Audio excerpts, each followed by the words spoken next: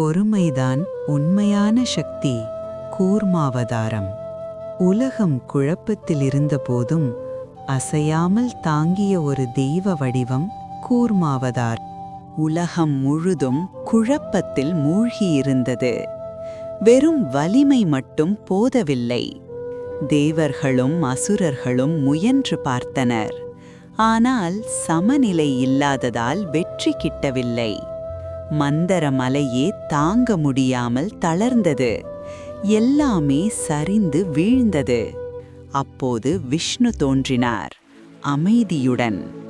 அவர் கூர்மாவதாரமாக மாறினார், பொறுமையின் வடிவமாக.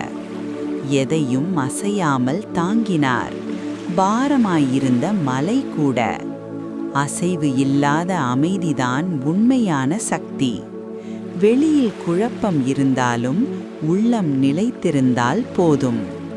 அப்போதுதான் வெற்றி இயல்பாக வரும்.